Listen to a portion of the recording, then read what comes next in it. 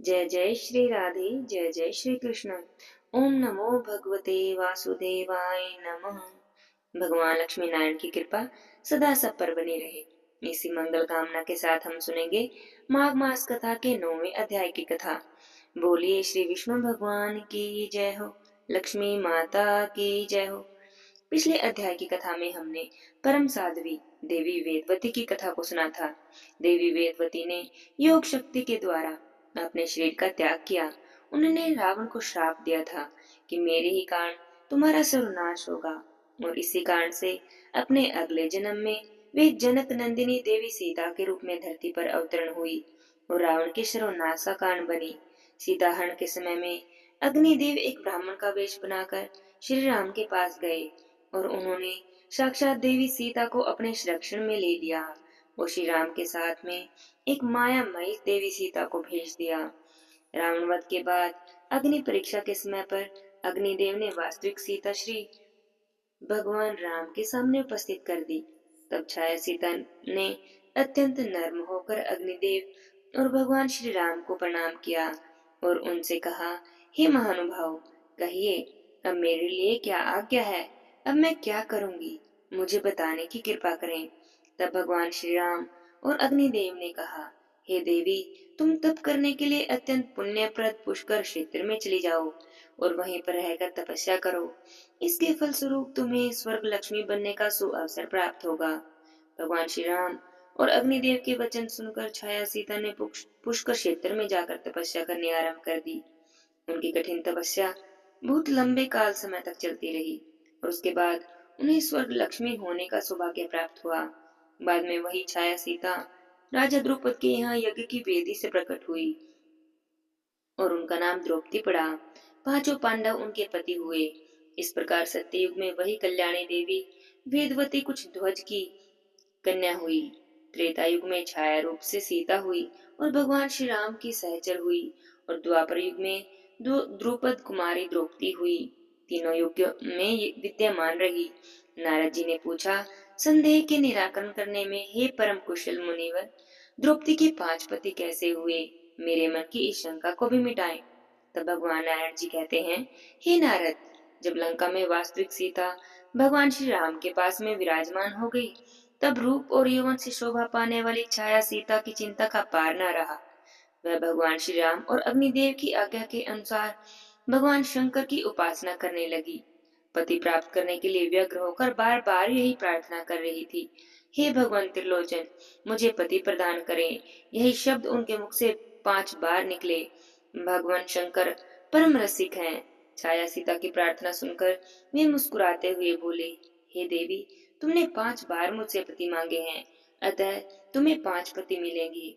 हे नारद, इस प्रकार त्रेता की जो छाया सीता थी वही द्वापर में द्रौपदी बनी और पांचों पांडव उनके पति हुए।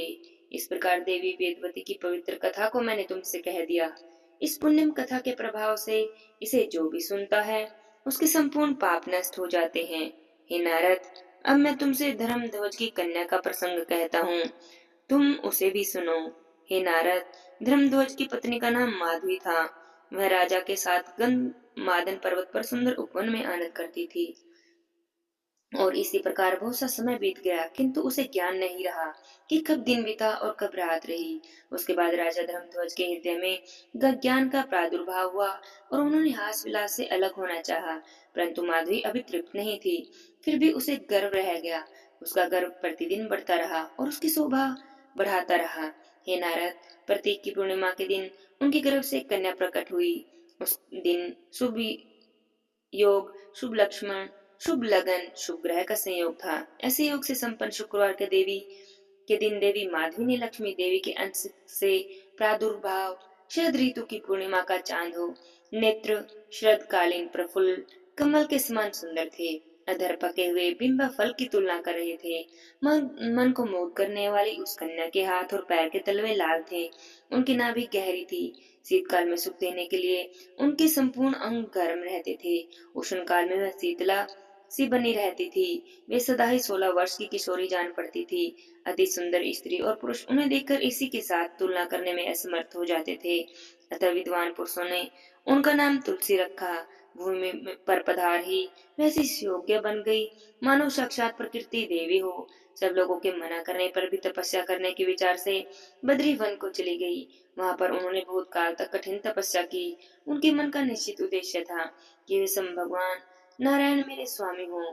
ग्रीष्म काल में वह पंचाग्नि तपती, जाड़ों के दिनों में जल में रहकर तपस्या करती, वर्षा ऋतु में वृष्टि की धारा का वेग सहन करती, खुले मैदान में आसन लगाकर बैठी रहती, हजारों वर्षों तक फल और जल पर रही, फिर हजारों वर्षों तक केवल पत्ते चबाती रही, हजारों वर्षों तक केवल वायु के आधार पर उन्होंने अपने प्राणों को टिका कर रखा।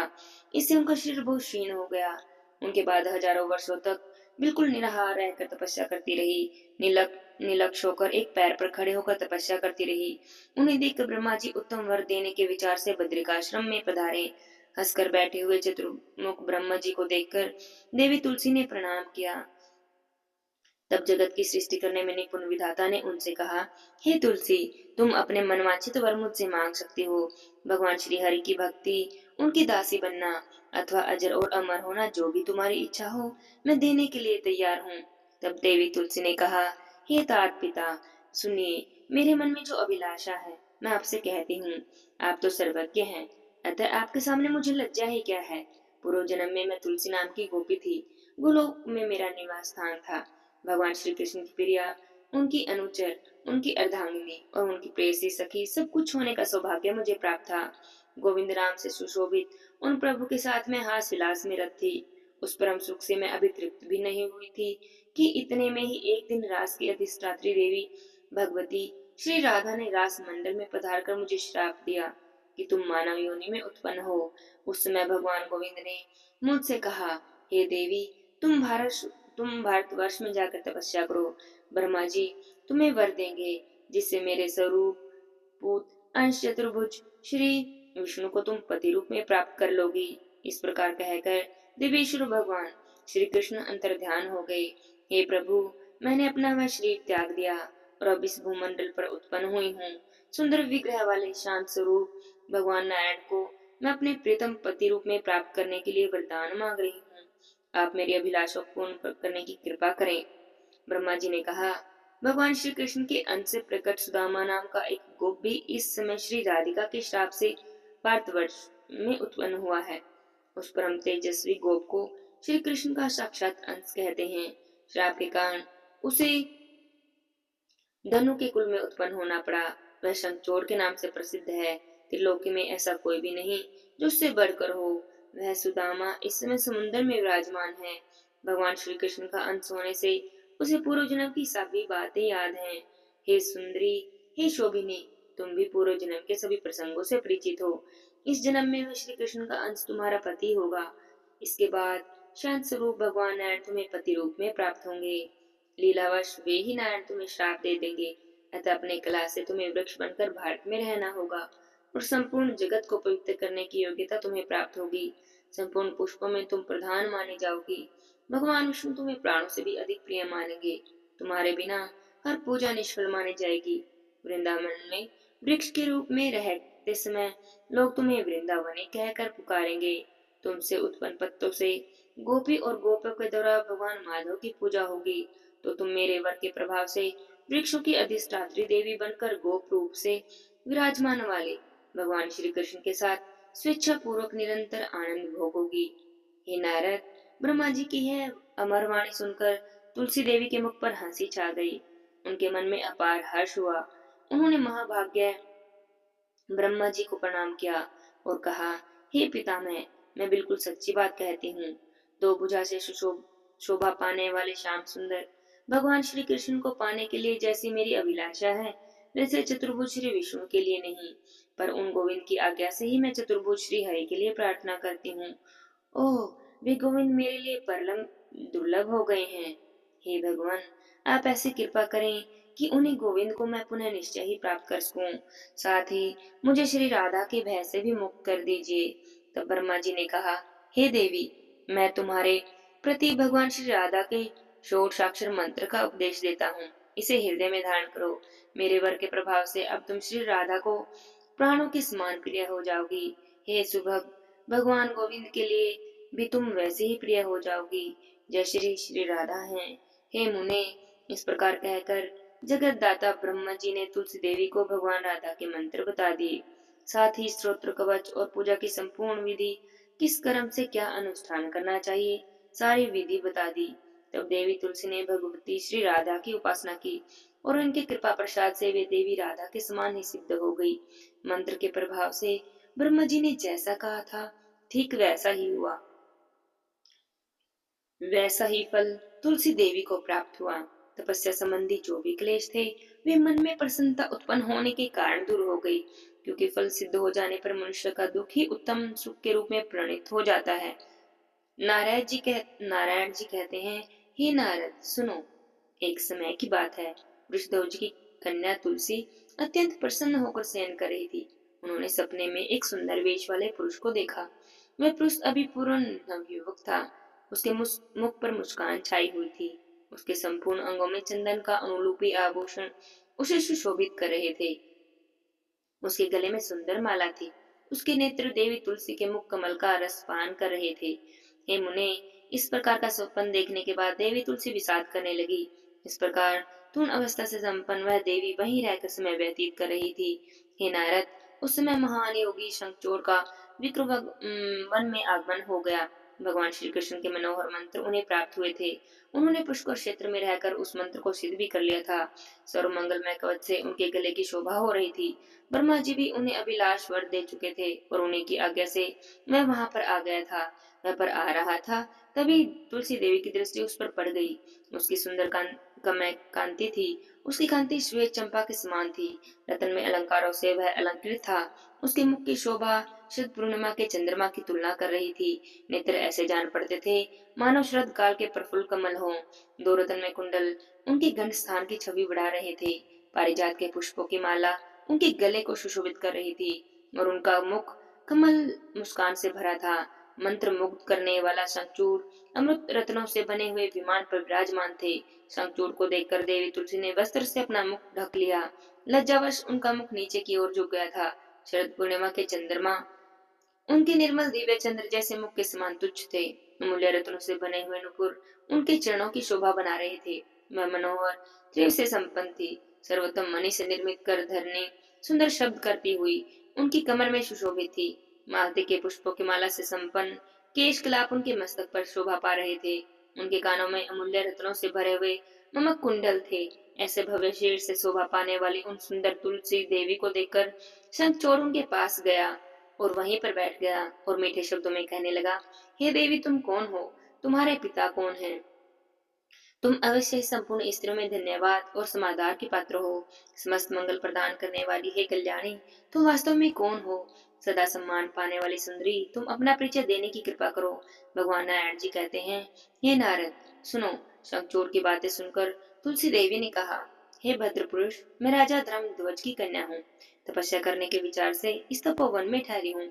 तुम कौन हो? यहाँ से सुखपूर्वक चले जाओ, क्योंकि उच्च कुल की किसी भी अकेली साध्वी कन्या के साथ एकांत में कोई भी कुलीन पुरुष बातचीत नहीं करता। ऐसा नियम मैंने श्रुति में सुना है।